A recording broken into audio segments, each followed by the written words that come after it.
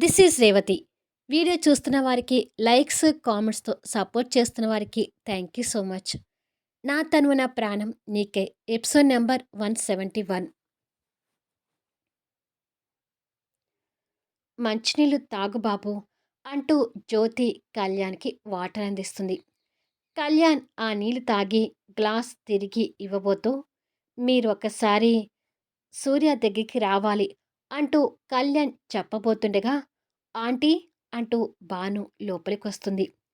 లోపలికి వచ్చిన భాను అక్కడ సడన్‌గా కళ్యాణ్‌ని చూసి ఒక్కసారిగా ఆశ్చర్యపోతుంటుంది. భాను క్రాంతి ఫ్రెండ్ అని కళ్యాణ్‌కి కూడా తెలుసు కాబట్టి, క్రాంతి లేకుండా తను ఒక్కతే రావడం ఆశ్చర్యంగా చూస్తుంటాడు.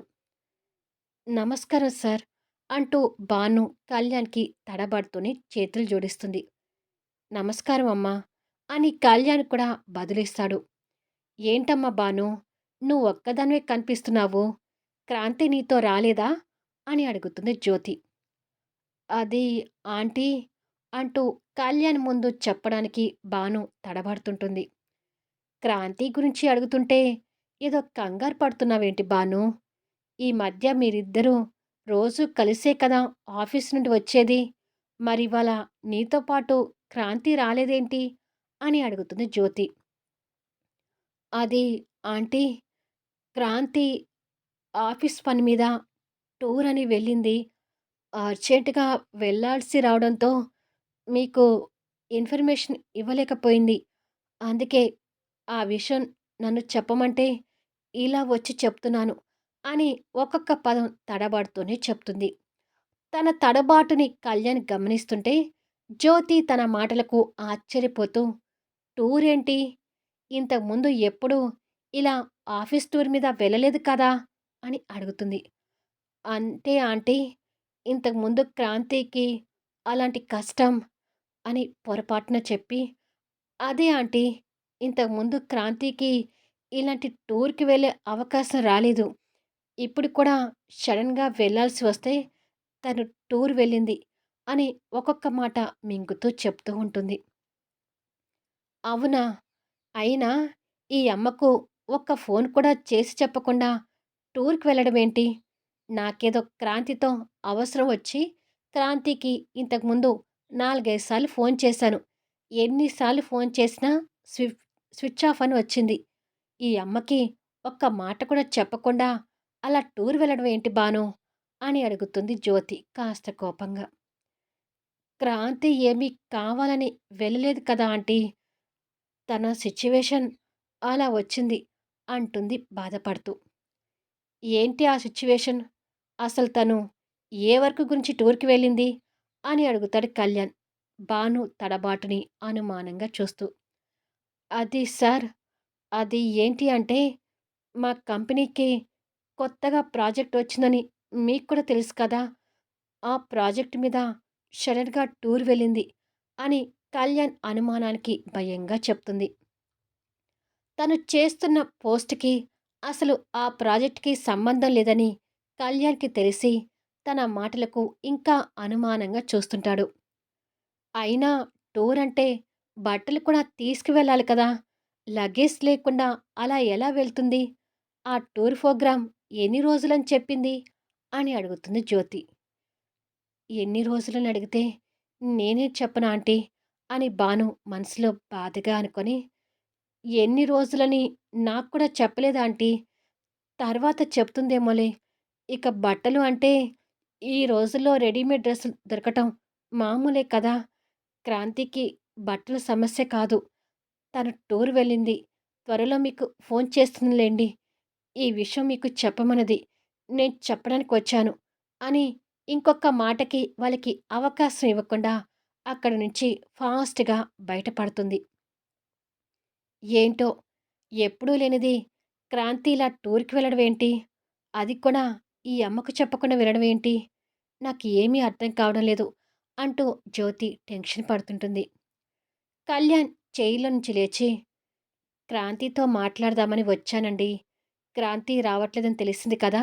మళ్ళీ వచ్చి కలుస్తాను" అంటాడు. "ఒక కాఫీ అయినా తాగి వెళ్ళు కళ్యాణ్" అంటుంది జ్యోతి. "పర్వాలేదండి" అని చెప్పి కళ్యాణ్ కూడా ఫాస్ట్‌గా బయటికొస్తాడు. అప్పటికే భాను చాలా దూరం వెళ్ళినట్టుగా కనిపిస్తుంటుంది. అసలు క్రాంతి ఈ కేసు నుంచి ఎలా బయటపడుతుందో అర్థం కావడం లేదు. ఇలా ఆంటీని ఎన్ని రోజులని నమ్మించాలి అని అనుకుంటూ భాను టెన్షన్ పడుతూ ముందుకు వెళ్ళిపోతూ ఉంటుంది. కళ్యాణ్ కార్ స్టార్ట్ చేసుకొని తనని ఫాలో అవుతూ వెళ్ళి తన ముందు కారు ఆపుతాడు. తనకు ఎదురుగా వచ్చి ఆగిన కార్‌ని చూసి భాను షాక్ అవుతుంటుంది. భాను ఆ షాక్‌లో ఉండగానే కళ్యాణ్ కారు దిగుతాడు. కళ్యాణ్ దిగి రావడం చూసి భాను ఆశ్చర్యపోతూ ఈసారెందుకు నా దగ్గరికొస్తున్నారు అని అనుకుంటుంది. కళ్యాణ్ తనకి ఎదురుగా వెళ్ళి నిలబడి తన మొహంలో తడబాటుని గమనిస్తూ నిజం చెప్పు భాను. క్రాంతి ఏదైనా సమస్యలో ఉందా అని అడుగుతాడు సూటిగా చూస్తూ. కళ్యాణ్ చూపులకు భాను కాస్త భయపడుతూ సమస్య ఏంటి సార్? అలాంటిదేమీ లేదు అంటుంది. క్రాంతి టూర్ గురించి నువ్వు చెప్పిందంతా అబద్ధమని నాకు పూర్తిగా తెలుసు. ప్రెజెంట్ అసలు క్రాంతి ఇప్పుడు ఎక్కడ ఉందో నిజం చెప్పు అంటూ క్రాంతికి ఏదైనా జరిగిందనే భయంతో తన మీద సీరియస్ అవుతాడు. భాను కళ్యాణ్ యాటిట్యూడ్‌కి భయపడుతూ క్రాంతి ఉన్న సమస్య గురించి ఈసారికి చెప్తే ఏమవుతుంది? వీలైతే ఏదైనా సహాయం చేస్తాడేమో కదా! అని ఆలోచిస్తూ ఉంటుంది. అడిగేది నిన్నే భాను. క్రాంతి ఎక్కడ ఉందో చెప్పు అంటూ ఇంకాస్త సీరియస్ అవుతాడు. మీ అనుమానం నిజమే సార్. క్రాంతి ఇప్పుడు పెద్ద సమస్యలో ఇరుక్కుంది అని కన్నీళ్లు పెట్టుకుంటూ చెప్తుంది. అది విని కళ్యాణ్ కంగారు పడుతూ ఏంటా సమస్య అని అడుగుతాడు. క్రాంతి పోలీస్ స్టేషన్‌లో ఉంది సార్ అని చెప్తుంది. అది వినగానే కళ్యాణ్ కళ్ళు ఒక్కసారిగా పెద్దగా అయిపోయి, క్రాంతి పోలీస్ స్టేషన్‌లో ఉండటం ఏంటి? అని కాస్త కోపంతో అడుగుతాడు. సూర్య సార్ వాళ్ళు తన మీద దొంగతనం నేరం మోపడంతో క్రాంతి జైల్లో లాఠీ దెబ్బలు తిని కుమిలిపోతుంది సార్ అని చెప్తుంది. ఏం మాట్లాడుతున్నావు బాను? క్రాంతి మీద దొంగతన నేరం మోపడం ఏంటి? అసలు ఏం జరిగిందో క్లియర్‌గా చెప్పు అంటూ టెన్షన్ పడుతూ అడుగుతాడు. దాంతో బాను జరిగిన విషయం అంతా చెప్తుంటుంది. బాను చెప్పే ఒక్కొక్క మాట వింటున్న కళ్యాణ్‌కి సూర్య మీద కోపంతో నరాలు తెగుతున్నట్టుగా అవుతూ, "ముందు కారెక్కు బాను. పోలీస్ స్టేషన్‌కి వెళ్దాం. కమ్ ఫాస్ట్" అంటూ కళ్యాణ్ వచ్చి డ్రైవింగ్ సీట్‌లో కూర్చుంటాడు. వెంటనే భాను కూడా వచ్చి కూర్చుంటుంది.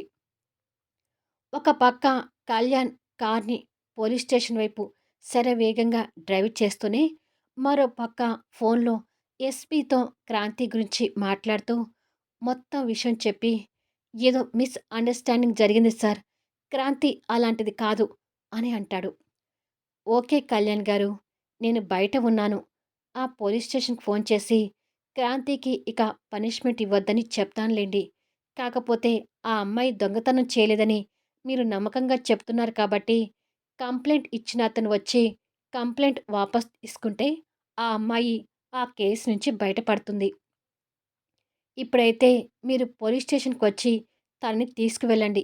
కానీ తన మీద ఇచ్చిన కంప్లెయింట్ వెనుకకు తీసుకుంటేనే తన మీద ఉన్న కేస్ ముగిసిపోతుంది.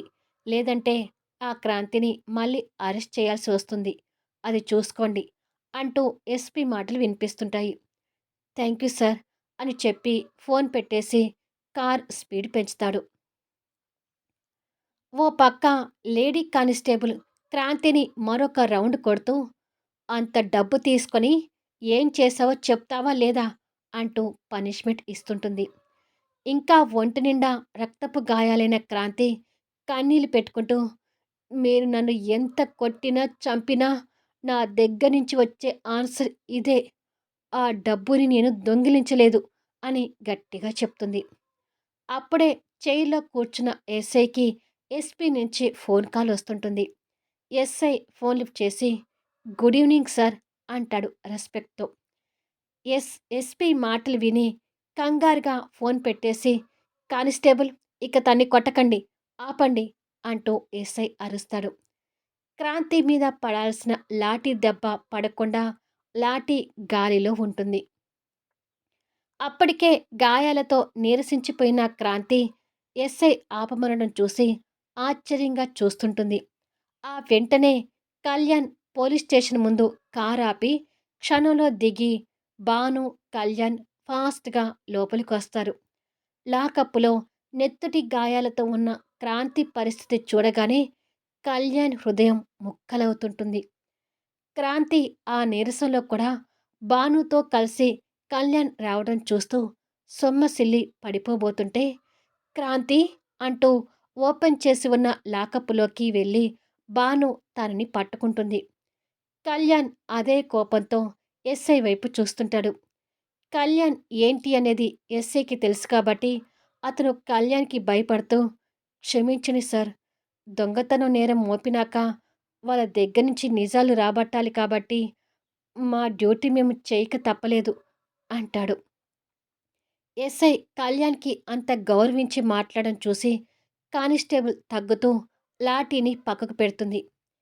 కళ్యాణ్ ఎస్ఐని, కానిస్టేబుల్ వైపు కోపంగా చూస్తూ, క్రాంతి ఏ దొంగతనం చేయలేదని కంప్లైంట్ ఇచ్చిన అతనితోనే కేస్ విత్‌డ్రా చేయిస్తాను అని కోపంగా చెప్పి, త్వరగా క్రాంతిని బయటికి తీసుకురా భాను. వెంటనే తన్ని హాస్పిటల్‌లో అడ్మిట్ చేయాలి అంటూ కళ్యాణ్ తొందర పెడతాడు. ఆ దెబ్బలకి పూర్తిగా స్పృహ తప్పిన క్రాంతిని పట్టుకొని తీసుకొచ్చి కారు వెనుక సీట్లో కూర్చోపెట్టి భాను కూడా కూర్చోగానే కళ్యాణ్ హాస్పిటల్ వైపు పోనిస్తుంటాడు. కాసేపట్లో క్రాంతికి హాస్పిటల్‌లో ట్రీట్మెంట్ జరుగుతుంటుంది. ఉన్న విషయం ఇక చెప్పక తప్పదు అని కళ్యాణ్ ఆజ్ఞతో భాను జ్యోతి గారికి ఫోన్ చేసి ఉన్న విషయం చెప్తుంది.